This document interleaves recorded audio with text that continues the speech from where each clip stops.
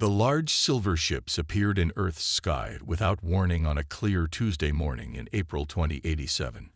They hovered above major cities, their huge shapes blocking the sun and casting long shadows on the ground below. World leaders rushed to emergency meetings. News stations showed the same images over and over. Strange metal crafts unlike anything humans had built before. People filled the streets, some scared, others excited, all of them looking up. "We need to respond," said Amanda Wells, the head of the United Nations. She sat at the round table with 20 other world leaders. Her gray suit matched her short hair, and worry lines creased her forehead. President Eric Mason nodded.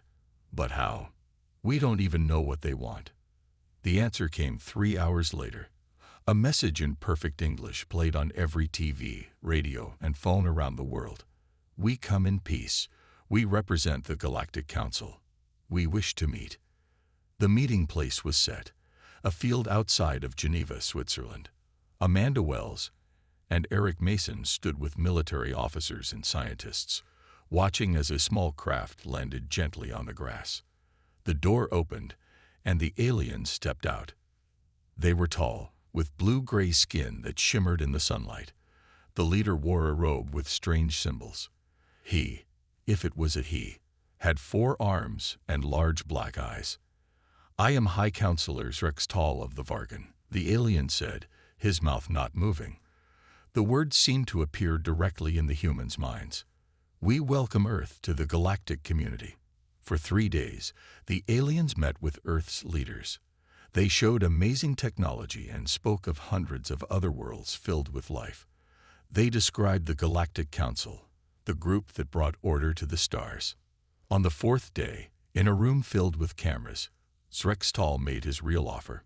"The Council would like to extend protected status to Earth," he said. Amanda frowned. "Protected status? What does that mean?" "You would be under our care. We would guide your development, protect you from dangers you cannot understand. In return, we would have access to your resources.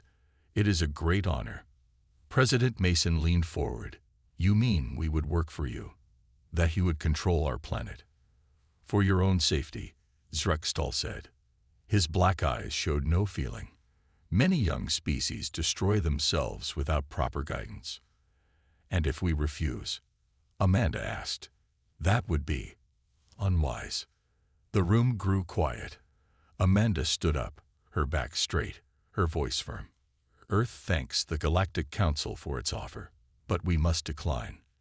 Humans will find our own path among the stars." Zrextal's inner eyelids blinked once. "You misunderstand. This is not truly an offer.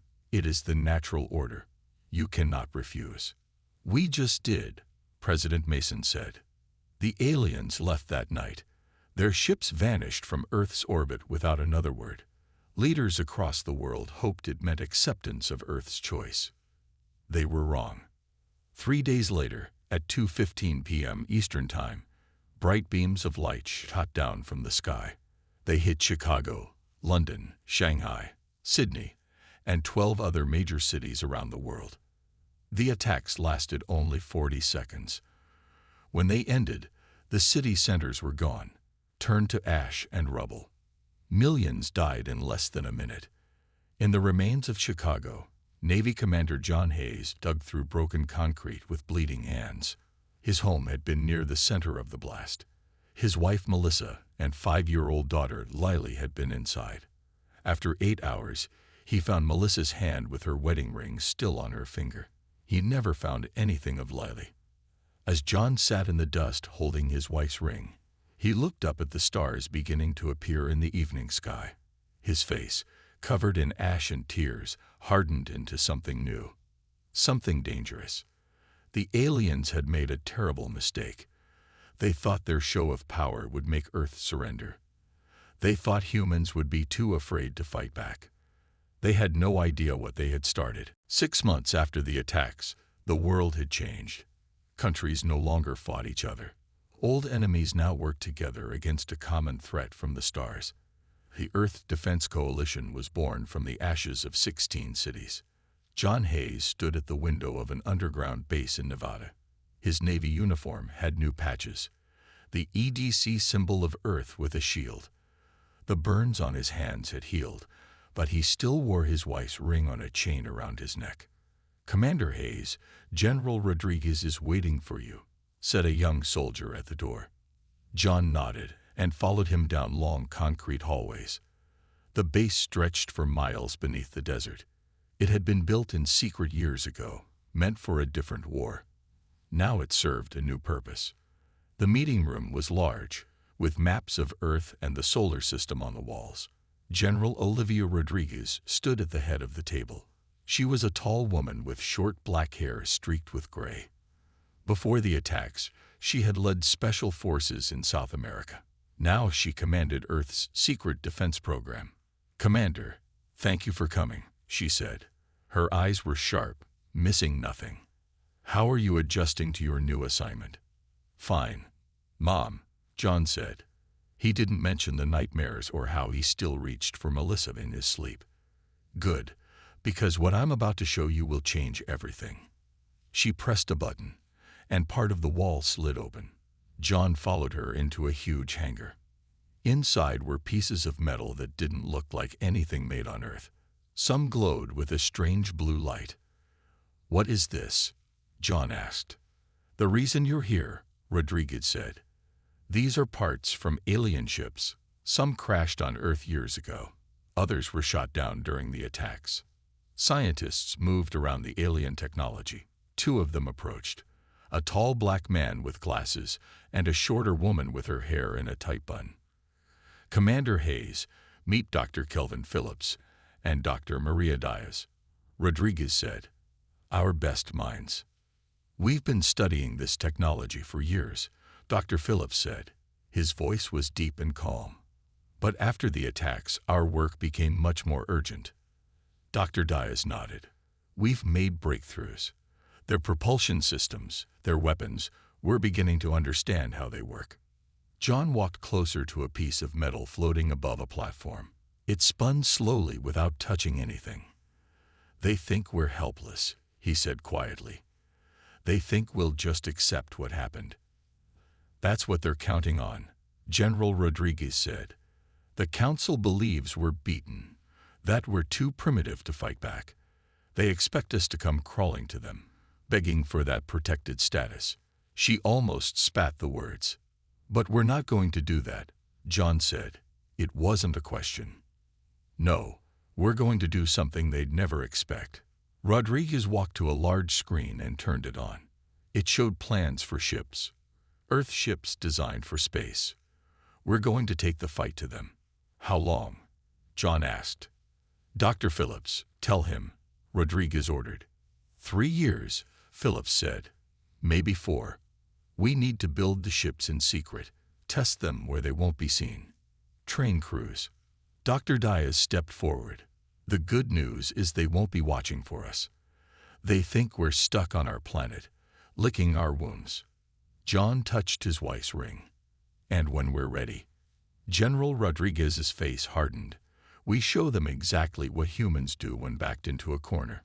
We hit them so hard that the entire Galactic Council will be left speechless." For the first time since he'd lost his family, John felt something like hope. Not a soft, gentle hope, but something hard and sharp and dangerous.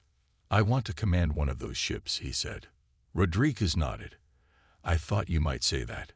Report to Hangar E tomorrow. We're starting pilot training for the scout vessels." As John left the meeting, he looked once more at the alien technology. The people who had destroyed his family thought humans were weak. They thought Earth would give up. They were about to learn just how wrong they were. 3 years passed like a blur. Deep in asteroid fields and hidden bases on Mars, Earth built its fleet in total secret.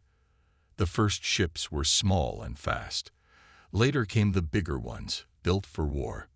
Captain John Hayes stood on the bridge of the EDC Ghost, a scout ship designed for stealth.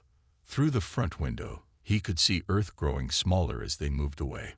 This was the first mission beyond our solar system. The first step in humanity's plan.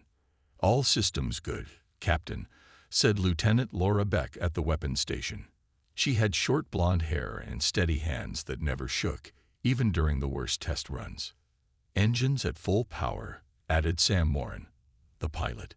He was young with dark skin and a quick smile, but his eyes were serious now. John nodded.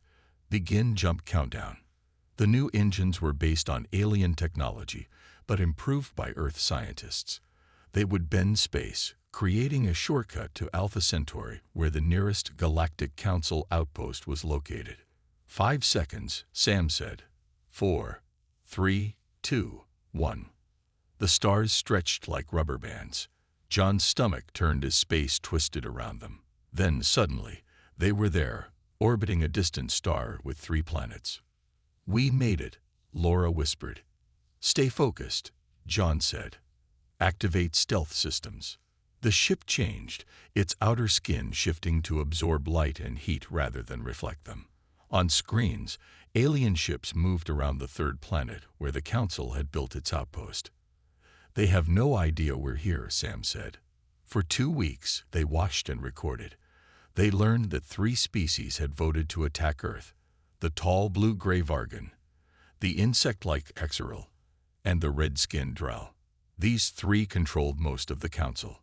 The outpost itself had only light defenses, a few patrol ships, and basic weapons. The aliens felt safe here, so far from what they saw as primitive Earth. On the 10th day, John found something important. He called his crew to the meeting room. "Look at this," he said, pointing to a map they had created. "Their patrol routes never cover this area."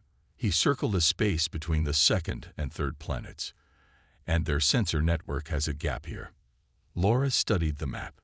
"A blind spot." "Exactly. They're careless because they don't expect threats. Their technology is advanced, but they've grown lazy." Sam leaned forward. "So when our main fleet comes, they'll never see us coming," John finished. On the last day of their mission, they took a risk. The Ghost slipped closer to the main Vargan ship, close enough to scan its weapons and defenses. An alarm suddenly blared through the bridge. "They've detected something," Laura shouted. "Some kind of energy leak from our engines." John remained calm. "Sam, prepare to jump. Laura, record everything you can in the next 30 seconds." The Vargan ship turned, beginning to scan the area where the Ghost hid. "Jump ready in 5 seconds," Sam said, his fingers dancing over the controls. "They're launching fighters," Laura warned. "Jump now," John ordered. Again, the stars stretched. The Ghost disappeared just as the alien fighters reached their position. Seconds later, they were back in Earth's solar system, heading home with everything they had learned. General Rodriguez met them when they landed.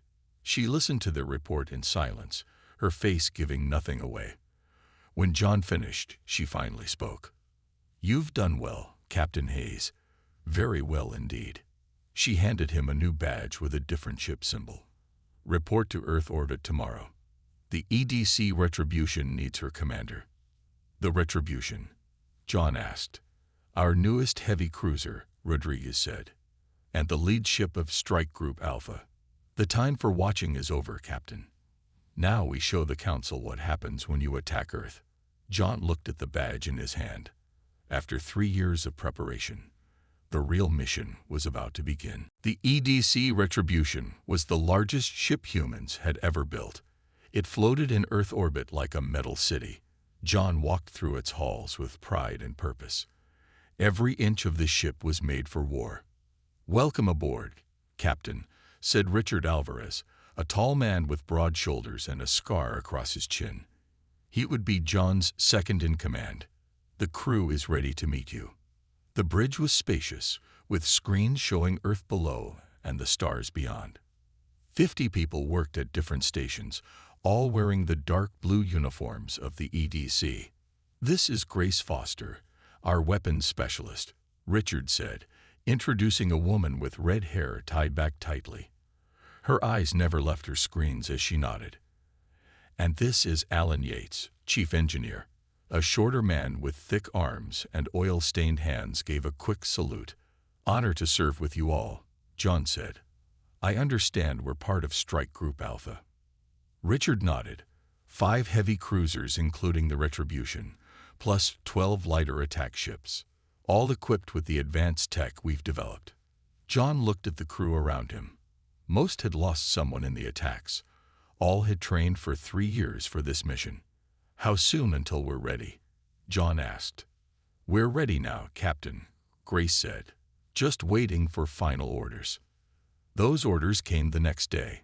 General Rodriguez called all fleet commanders to a meeting on the space station orbiting Earth. 50 captains gathered in a large room with a view of their ships floating nearby. Rodriguez stood before them, her uniform crisp and perfect. Behind her was a large screen showing the galaxy. This is the moment we've prepared for, she said.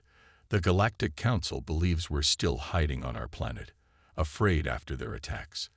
They have no idea what's coming. The screen changed to show 3 planets. These are our targets, the homeworlds of the Vargan, the Exiril, and the Draal, the 3 species who voted to attack Earth. Our plan is simple but effective. We hit all 3 simultaneously. The captains murmured among themselves. It was a bold plan. Strike Group Alpha, led by Captain Hayes on the Retribution, will target the Exiril homeworld. Rodriguez continued. Strike Group Beta will hit the Vargan. Strike Group Gamma will take the Draal. John studied the Exiril planet on the screen. It orbited a yellow star much like Earth's sun. The Exiril were the insect-like aliens who had helped plan the destruction of Earth's cities. Our goal is not to destroy their civilian populations, Rodriguez said firmly. We are not them. We target military bases, defense systems, government centers. We show them that we can hurt them badly, but we choose to be precise. She looked at each captain in turn. This is not just revenge. This is a message. After we strike, we deliver our terms. Full recognition of Earth as a sovereign power, payment for the damage they caused, and justice for those who ordered the attacks. John thought of his wife's ring, still hanging around his neck. And if they refuse? Rodriguez's eyes hardened. Then we show them what a truly angry Earth can do. Later, back on the Retribution, John gathered his crew. Tomorrow we jump to the Exiril system. I won't lie to you. This will be dangerous. They outnumber us. But we have surprise on our side, and something they don't expect. Human determination. He looked at the faces watching him. Some were afraid, others eager. All were ready. They came to our home and killed millions without warning. They thought we would break. John's voice grew stronger. Tomorrow, we show them that humans don't break. We fight back. The crew cheered. Throughout the fleet, similar scenes played out as Earth prepared for its first act of galactic war. That night, John stood at the window of his quarters, looking down at Earth. Soon they would jump away, perhaps never to return. But in his mind, he saw Chicago as it once was, and his home, and Melissa's smile as she held little Lily. This is for you, he whispered to the memory. For all of you. The jump to the Exiril system was smooth. One moment the Earth fleet was near Mars. The next they appeared at the edge of a distant solar system. 18 ships moved in perfect formation, their engines glowing blue against the black of space. On the bridge of the Retribution, John watched the Exiril homeworld grow larger on the main screen. It was a green-blue planet with 3 moons. Thousands of lights showed cities on the night side. No sign they've detected us yet, Richard said from his station. Grace Foster looked up from her weapons console. Their orbital defenses are just as our intelligence reported. 30 defense platforms, about 50 patrol ships. They're about to have a very bad day. Alan Yates muttered from engineering. John pressed a button on his chair. All ships, this is Captain Hayes. Begin approach. Weapons hot, but hold fire until my command. The Exiril planet grew larger. They were now close enough to see the orbital platforms, large metal rings with weapon ports facing outward. The aliens had built them to protect against enemies from space, but they had never expected those enemies to be human. Suddenly, alarms blared across the bridge. "They've spotted us," Richard called out. On the screen, lights began flashing on the defense platforms. Xeral ships started moving, forming a defensive line. "They're charging weapons," Grace reported, "and sending messages, probably calling for help." John stood up. "No more hiding. All ships, attack pattern Delta. Target military installations only. Begin now." The Earth fleet broke formation, spreading out to attack from multiple angles. The Retribution led the charge, its engines flaring as it accelerated toward the planet. The first shots came from the Xeral defense platforms, bright red beams that sliced through space. But Earth ships were faster than expected, dodging most hits. Those that connected met enhanced shields based on alien technology, but improved by human engineers. "Return fire," John ordered. "Target the largest defense platform first." The Retribution's weapons came to life. Beams of blue energy shot forward, hitting the Xeral defense ring dead center. The alien structure broke apart, pieces flying in all directions. Across the system, Earth ships engaged Xeral defenses. The aliens fought back hard, but they were surprised and confused. Their communications filled with panic as they faced an enemy they had thought incapable of space travel, let alone advanced warfare. "Xeral ships approaching from behind the largest moon," Richard warned. "Bring us about," John commanded. "Strike Group Alpha. Form up on the Retribution. We'll meet them head-on." The Earth ships turned as one, facing the incoming Xeral fleet. The alien vessels were larger, with strange organic shapes that looked like giant insects. "That's their flagship," Grace said, pointing to the largest ship, almost 3 times our size. John's face hardened. "Target their engines and weapons. Disable, don't destroy." The space between the fleets filled with energy beams and explosions. 2 Earth ships took heavy damage. One Xeral vessel exploded in a ball of green fire. The Retribution shook as it took hits from the Xeral flagship. "Shields at 60%, Ellen reported. "Get me a clear shot at their main weapon array," John said, his voice calm despite the chaos. Grace worked her controls with quick precision. Target locked. "Fire everything." The Retribution unleashed all its weapons at once. The combined energy tore through the Xeral flagship's defenses, hitting its main weapons. Secondary explosions rippled across the alien ship as systems failed. "They're disabled," Richard said with satisfaction. John opened a channel to all Earth ships. "This is Captain Hayes. Begin Phase 2. Launch precision strikes against ground targets." Smaller craft detached from the Earth fleet, heading toward the planet's surface. Their targets were already programmed: military bases, weapon factories, government buildings. John opened one more channel, broadcasting on all frequencies that Xeral used. "People of Xeral," he said, his voice steady. "This is Captain John Hayes of Earth. Remember this day. Remember that you attacked us without warning, killed millions of our people, and thought we would do nothing." He paused. "This is for Chicago, for London, for Shanghai, for all of our dead." On that Xeral homeworld, alien leaders watched in horror as their defenses fell one by one. The Galactic Council headquarters was a massive space station that orbited a star with no planets. It looked like a giant metal flower with 12 petals, each representing a major species in the galaxy. High Counselor Rex Tall of the Vargan paced the main chamber. His blue-gray skin had lost some of its shine, and his 4 arms moved in nervous patterns. Around a large round table sat representatives of other species, all watching screens showing the attack on the Xeral homeworld. "Impossible," Zrextol muttered. "They are primitives. They had barely reached their own moon when we visited them." A small green alien with large eyes spoke up. "Clearly, we underestimated these humans." "Silence, Mech-4," Zrextol snapped. "The humans are nothing." The Xeral defenses were simply unprepared. New alerts sounded throughout the chamber. A Droll representative, his red skin flushed darker with stress, rushed into the room. The humans, he gasped. They're attacking our homeworld too. Another fleet, just as large as the one at Cyril. The chamber erupted in shouts and questions. Zrextal slammed all four hands on the table. Order. We must have order. On the screens, new images appeared showing Earth ships engaging Droll defenses. The human vessels moved with surprising speed, their weapons cutting through Droll shields as if they were paper. How did they advance so quickly? Asked a small, furry delegate.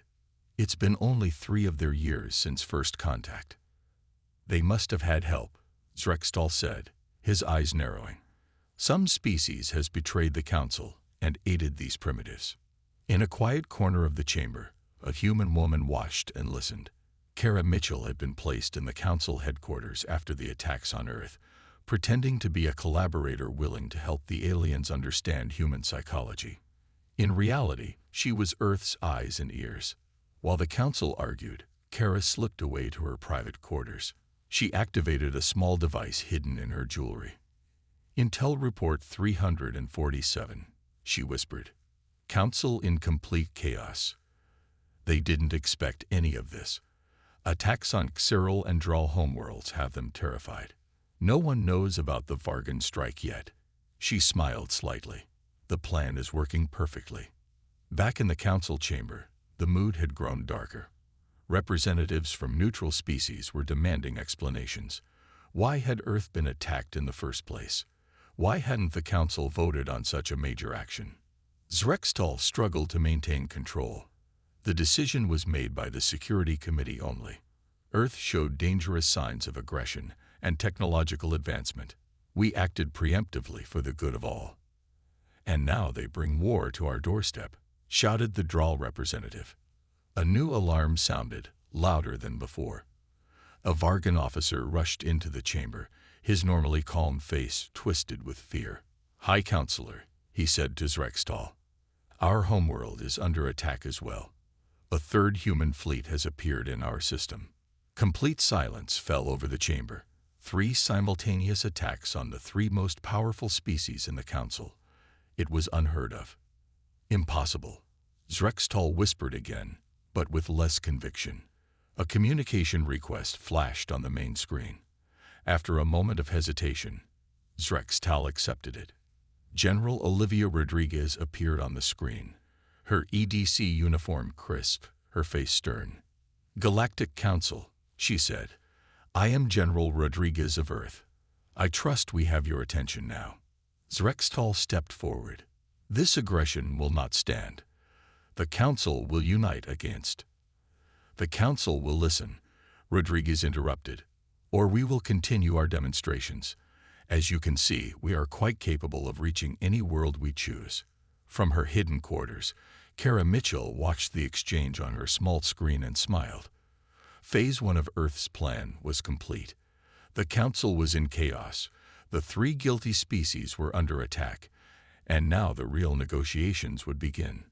None of the aliens in that chamber had ever faced humans in war. They had no idea what was coming next. One day after the attacks began, all 3 human fleets regrouped. They had hit their targets with perfect precision. Military bases, defense systems, and government buildings lay in ruins on the Cyril, Droll, and Vargan homeworlds. But civilian areas remained untouched. Now, the entire Earth fleet appeared near the Galactic Council station. 50 warships surrounded the giant structure, weapons ready but not firing. A small shuttle left the EDC Retribution and headed for the Council station.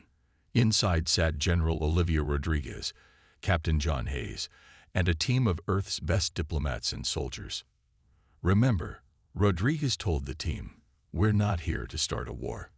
We're here to end one that they started. John nodded, his hand touching the ring around his neck. This moment had lived in his dreams for 3 years. When they docked at the station, armed Council guards met them. The aliens looked nervous, their weapons shaking slightly as they led the humans to the main chamber. The Council room fell silent as Rodriguez entered. All eyes focused on the human general as she walked to the center of the room. John and the others stood behind her. High Counselor Zrextal sat on a raised platform, trying to look calm. "General Rodriguez," he said, "the Council will hear your demands, though we protest this unprovoked violence." Rodriguez laughed, a short, sharp sound.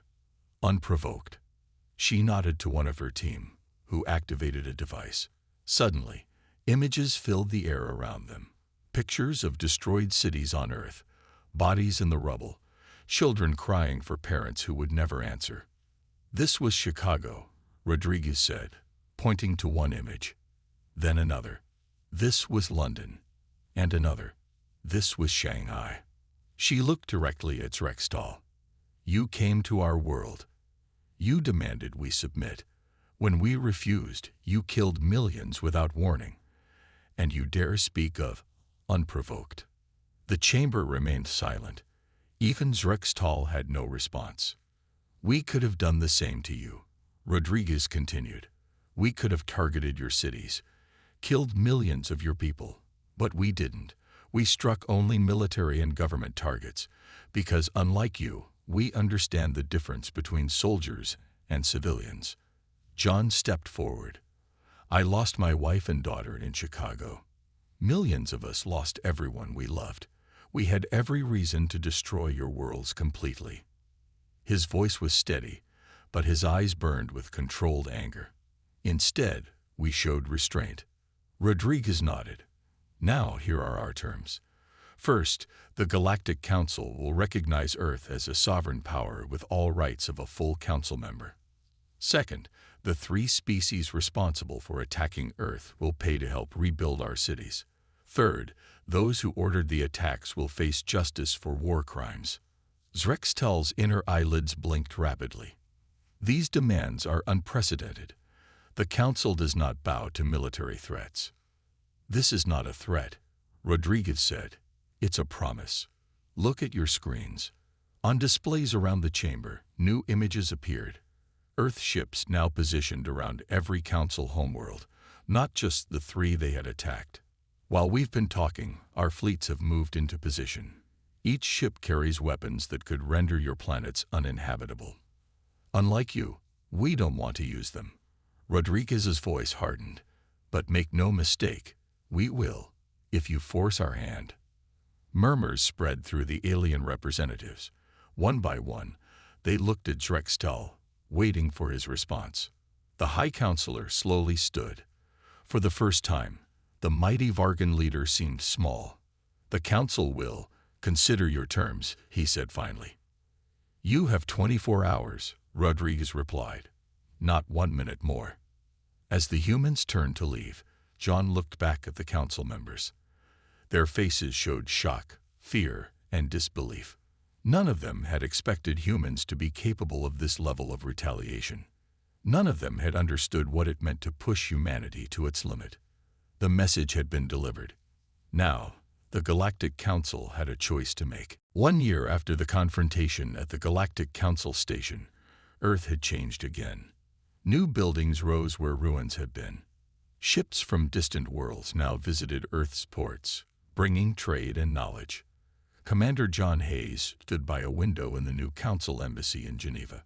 He wore a formal uniform with the EDC symbol and a new patch showing Earth's place in the Galactic Council. Outside, humans and aliens walked together in the rebuilt streets. "Commander Hayes," a young aide approached. "The ceremony is about to begin." John nodded and followed her to a large hall where hundreds of people and aliens had gathered. At the center was a table with the Treaty of Soul, the agreement that had changed everything. General Rodriguez stood at the head of the table, looking strong and proud. Beside her was a much humbler Drextal, his once proud posture now careful and respectful.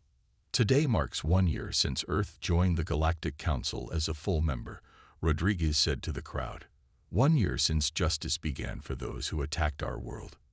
John watched as Drextal shifted uncomfortably. The former High Counselor was now just a regular representative. Those who had ordered the attacks on Earth were serving long sentences on a prison world. The 3 guilty species had paid heavily to help rebuild Earth's cities. But the biggest change was in how aliens viewed humans. No longer seen as primitive or weak, Earth was now respected and even feared. The speed with which humans had mastered space travel and advanced weapons had shocked the entire galaxy. After the ceremony, John walked through the gardens outside. He found a quiet bench and sat down, looking at the stars appearing in the evening sky. "May I join you?" asked a familiar voice. Kara Mitchell, Earth's former spy in the council, sat beside him. Her work was public knowledge now, and she had become a hero to many. "How does it feel?" she asked, seeing it all come full circle. John touched the ring he still wore around his neck. "I'm not sure. Melissa and Lily are still gone. So are millions of others. But their killers faced justice," Kara said gently. "And Earth is safer now than it's ever been." It was true. The new council, reformed under Earth's influence, had stricter rules about attacking other worlds. Some alien technologies had helped Earth in unexpected ways. Medical advances had saved countless lives, and new energy sources had made poverty rare. "You know what surprised them the most?" Kara said, looking at a group of Xeral scientists talking with human researchers nearby. "Not our weapons or our tactics. It was how we improved their technology." John nodded. The aliens had been using the same systems for thousands of years, never questioning, never innovating. Humans had taken their ideas and made them better in just 3 years. "We think differently," John said. They saw it as a weakness. It turned out to be our strength. A small Vargan child ran past, playing with a human boy. They laughed together, chasing a ball across the grass. John watched them, feeling something he hadn't felt in years: hope. Later that night, John received new orders. He was being assigned as Earth's first military attaché to the Council's central station, the same one they had nearly attacked a year ago. He would represent Earth's interests among the stars. As he packed his few belongings, John took out an old photo of Melissa and Lily. He looked at their smiling faces for a long moment. "We did it," he whispered. "We showed them who humans really are. Not just that we can fight, but that we can forgive. That we can build something better." He carefully placed the photo in his bag. Tomorrow he would leave Earth again, but this time not for war. This time he would go to the stars as part of something new, a galaxy where humans had earned their place through both strength and wisdom. As his ship rose from Earth the next day, John looked down at the blue planet growing smaller below. Earth was no longer alone, no longer vulnerable. It had taken a brutal retaliation to teach the galaxy that lesson, but it was one they would never forget.